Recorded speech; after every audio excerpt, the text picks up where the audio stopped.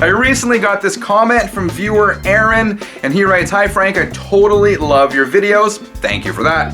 I'm 12 years old and I live in Sweden. I love records and especially old school rock. I would love if you would make a video with your favorite records. Okay.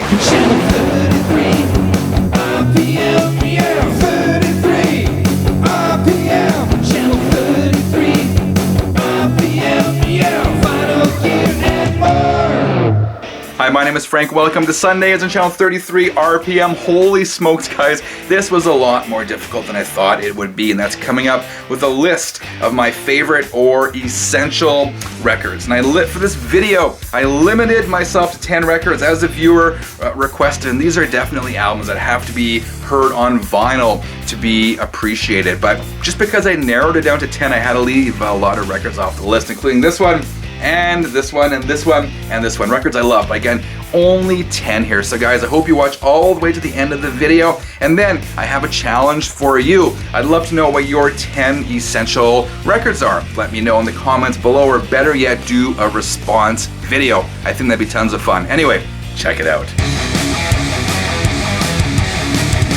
First up is the 1981 debut from Motley Crue, Too Fast for Love. 35 years later, I still love this record. It's dripping in pop sensibilities with big riffs and fantastic tunes like the title track and Live Wire. This was originally released by the Crue on their own label Leather Records and later remixed and re-released by Elektra. This is a first Canadian pressing with a gold stamp promo right there. And this actually is the original Leather Records cover and the mix. I love this record. Next up, the fifth and last studio album from The Police. This is 1983's Synchronicity. There's not a bad track on this record. It's good from beginning to end, with cuts like the title track, Walking in Your Footsteps, King of Pain, Wrapped Around Your Finger, Tea in the Sahara. You know, The Police didn't get along. They were at each other's throats all the time, but they were perfectly in sync on this record. I have to have this band on any list of essential records, and that's the mighty Judas Priest. I could have picked a number of records from these guys, but in the end, I settled on 1982's Screaming for Vengeance, another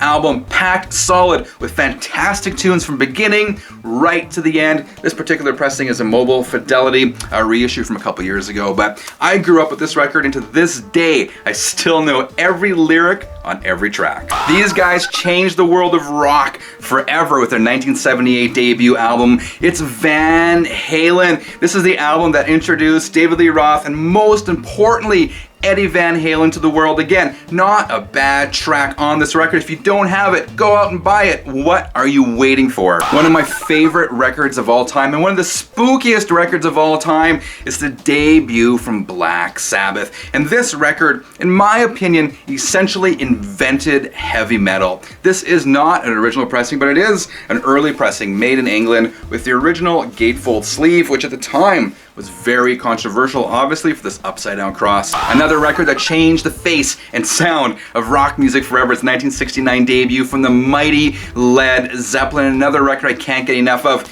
Here's the back of this particular copy. I mean, good times, bad times, dazed and confused, and my favorite communication breakdown. You cannot go wrong with the Led Zeppelin debut. One of my favorite guitar players of all time, and coincidentally, this is another debut album. I've had several debut albums on this list, but it's a 1967 first ever album from Jimi Hendrix. Here's the back. This is a recent reissue, but again, this is another one of those albums where you can't skip a track because they're all phenomenal. Of course, Purple Haze, Hey Joe, The Wind Cries Mary, Foxy Lady, title track Are You Experienced? Fantastic. Essential record. Many people wrote this artist off when his band kicked him out, but he came back bigger and stronger than ever. It's Ozzy Osbourne, and this is his 1980 solo debut, Blizzard of Oz.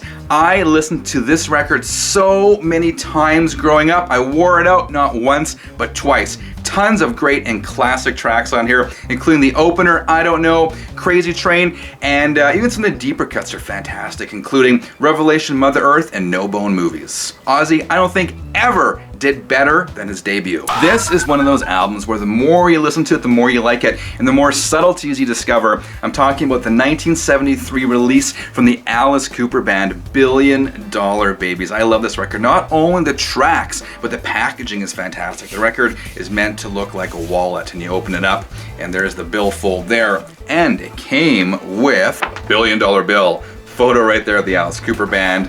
There is the back of that, and famous photo there as well. Tons of great tracks on here. Hello, Hooray, Elected, title track $1 Billion Babies absolutely blows me away. No More Mr. Nice Guy, that was a big hit. This record, of course, was produced by Bob Ezra and by a lot of other big, or went on to have a lot of other big albums to his credit, including Pink Floyd's The Wall, and of course, Kiss's Destroyer. Essential record, $1 Billion Babies. And number one, at least number one today, it's a record I have yet to get sick of. It's a 1973 debut from Kiss, simply titled Kiss. Again, it's a debut album. I'm not sure what it is, but I think bands are just hungry and they really have something to prove in their debuts, which really appeals to me. This particular one is a Canadian first pressing, which for those of you who are Kiss fans, you know what that means. It's missing the track Kiss in Time, but there's so many classics on here now, songs that went on to become classics. I'll show you the label. It's on the classic Casablanca. Again, tracks on here. Deuce, Strutter, of course, is on here. Nothing to Lose, Firehouse, Cold Gin. I love this record. Kiss,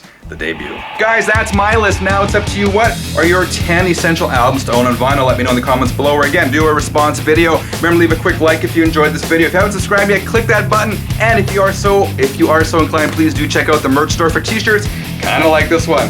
Have a fantastic week. Until next time, keep on spinning.